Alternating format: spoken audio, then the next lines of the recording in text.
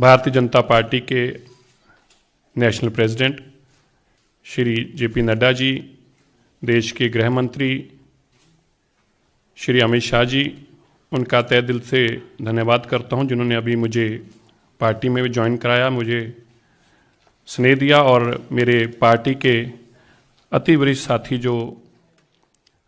भारतीय जनता पार्टी के देश भर के बड़े लीडर के साथ साथ देश की कैबिनेट में मंत्री माननीय गजेंद्र शेखावत जी, माननीय धर्मेंद्र प्रधान जी, हमारे मेंबर पार्लियामेंट बलूनी साहब, माननीय श्री गौतम जी, रामवीर बिधूड़ी साहब, सारा आरपी सिंह जी। मैं दिल्ली सिख गुरुद्वारा मैनेजमेंट कमेटी के माध्यम से देश भर में, दुनिया भर में मानवता की सेवा, देश की सेवा और हमारे पंथ की सेवा हर उस जगह पर जहाँ पे भी हमारी इस कम्युनिटी को जरूरत पड़ी, हमने वो पूरे देश के अंदर जाके अपने लोगों की आवाज़ को बुलंद किया। मैनू इस गल का बड़ा फकर आ कि मैनू इस देश की राजधानी के अंदर 2 बार दिल्ली के लोगों ने MLA भी बना के भेजा और दिल्ली तो ही मैनू दिल्ली सिख गुरुद्वारा मैनेजमेंट कमेटी के मैंबर के रूप अंदर, जनरल सकत्तर के रूप अंदर और फिर प्रधान के रूप अंदर सेवा करने का मौका मिला। इस दौरान चाहे मानवता की सेवा की गल होवे, देश और दुनिया के अंदर सिक्खी का परचम लहराना होवे, देश में दसना होवे, दुनिया में दसना होवे सिख कौन है, सिखां की परंपरा है और की मानवता की सेवा करने का जज्बा सिख रखते हैं। पूरे देश और दुनिया ने इस गल नूं मन्निया और देश और दुनिया के अंदर ये मानवता की सेवा की एक नवी मिसाल कायम की, जिसकी बाद देश के प्रधानमंत्री ने भी ट्वीट करके और दिल्ली की पुलिस ने भी सारे गुरु घरां की आराधना करते हुए धन्यवाद किया। अज श्रोमणी अकाली दल के लंबे समय तक भारतीय जनता पार्टी के नाल अलायंस पार्टनर रूप च रहे और देश के अंदर जदों भी कोई सिख मुद्दा, कोई पंजाबीयत की गल का मसला खड़ा हुंदा सी ते साडी भाईचारक साँझ जिहड़ी सी जिस पार्टी नाल सी, उहदे माध्यम तो हमेशा ही इस लड़ाई नूं लड़दे आए। पर अज जो साडे देश के अंदर सिख ने, वो भावें कन्याकुमारी तो लैके कश्मीर तक होण, हरेक दे बहुत सारे मुद्दे खड़े ने और उन्हां मुद्दिआं दे हल दे वास्ते जदों असीं किसी की आवाज़ बुलंद करदे, कोई आवाज़ चुकदे हां, तो सब तो पहलां जरूरत पैंदी आ वो सरकार दी जिहड़े मसले हल कर सकदी आ। मैं अज क्योंकि हमेशा ही सिख मुद्दों के उत्ते अपनी आवाज़ नूं बुलंद रखिया है।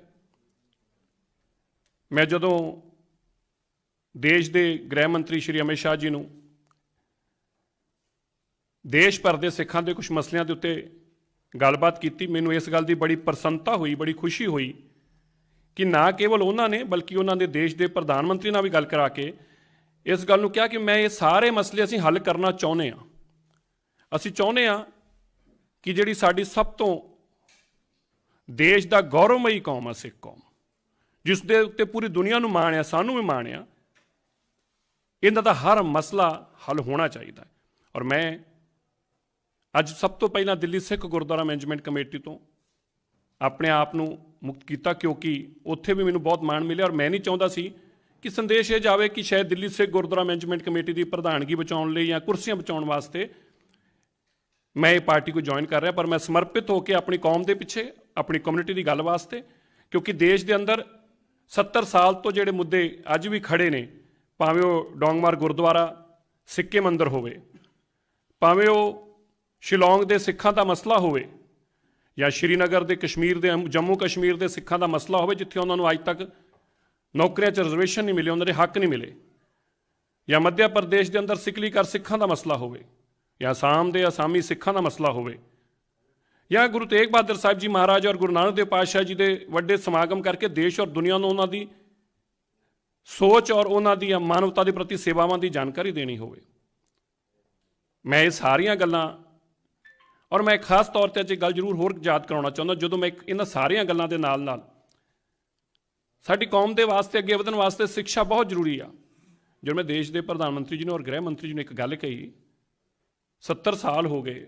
देश के अंदर, देश की आज़ादी तो लैके हुण तक जिन्ना वड्डा सिखां दा योगदान आ, मैं सारियां दा, पर मैं जरूर कह सकदा क्योंकि मैं उस कम्युनिटी नूं बिलोंग करदा, मैनूं फकर है इस गल दा। पर अज तक भी उन्होंने वास्ते दिल्ली की देश की राजधानी है, इस राजधानी ते बाबा बंदा सिंह बहादुर तो शहादत हुई, जिस राजधानी जिस राजधानी गुरु तेग बहादुर साहिब महाराज जी की शहादत हुई, और उस ही राजधानी के उत्ते किसी वेले बाबा बघेल सिंह जी ने, बाबा जस्सा सिंह आलूवाली और बाबा जस्सा सिंह रामगढ़ी ने अपना परचम लहराया सी। उस राजधानी के अंदर अज तक भी दिल्ली के लोगों सिखां के वास्ते एक यूनीवर्सिटी असीं 70 साल च नहीं बना सके। मैनूं लगदा कि साडी अपनी लीडरशिप की कमी आ, साडी कमजोरी आ। क्या मसले हुण देश के सरहदां ते लड़न वाले असीं लोग होई और वो मसले साडे तो हल ना होण। मैं जिस वचनबंधता के नाल देश के गृह मंत्री जी नाल गल करके और प्रधानमंत्री जी नाल मैं पार्टी ज्वाइन किया, उहदा एक मकसद आ 70 सालां तो होए वो मसले जिहड़े अज तक खड़े सी वो बहुत जल्दी हल हुंदे दिखणगे तुहानूं, भावें वो डांगमार गुरुद्वारा साहब का होवे या सिक्किम के सिखां का होवे या ज्ञान गोदड़ी के गुरु घर का मसला होवे, ये जिन्ने भी मसले ने कुछ आने वाले कुछ दिनों के अंदर अंदर ही तुहानूं ये सारे मसले हल होंदे दिखणगे। मैं फिर तो बहुत बहुत धन्नवाद करदा अपने सारे ही साथियों का जिन्होंने हर मौके पर मेरा साथ दिता है, और इस लड़ाई नूं हमेशा जितण वास्ते और इस लड़ाई के अंदर हमेशा फतेह वास्ते मैं अपने मालिक धन धन साहिब श्री गुरु ग्रंथ साहिब महाराज जी का धन्नवाद करदा। गुरु तेग बहादुर साहब जी के दर तो सानूं बहुत कुछ मिलिया है, उस मालिक के दर का धन्नवाद करदा। एक वचनबद्धता करदा है कि जिन्नी शिद्दत दे नाल असीं दिल्ली सिख गुरुद्वारा मैनेजमेंट कमेटी च रह के अपनी कौम की गल की, अज इस वड्डी देश की सरकार के माध्यम तो खास तौर पर जो देश के गृह मंत्री और प्रधानमंत्री जी और देश के वड्डे वजीर तुहाडी उन्हां जो तुहाडे सोच होवे, जो तुहाडे मंग होवे, जो तुहाडे कौम के मसले हो उन्होंने हल करन बैठे होण, तो मैं जरूर कह सकदा है जिन्नी कि अगे शिद्दत नाल लड़ रहे सी, जिन्नी शिद्दत नाल मसलिਆਂ ਲਈ खड़े हुंदे सी, उस तो 10 गुणा ताकत के नाल अपनी कौम के मसले हल करने वास्ते असीं खड़े होवांगे। मैं फिर तो सब का धन्नवाद करदा, देश के प्रधानमंत्री का धन्नवाद करदा, देश के गृह मंत्री जी का, पार्टी के नैशनल प्रेजिडेंट साहब का और मेरे साथ नाल बैठे हुए सारे ही देश के वड्डे वजीरां का भी मैं बहुत बहुत दिल दीआं गहराइयां चों धन्नवाद करदा।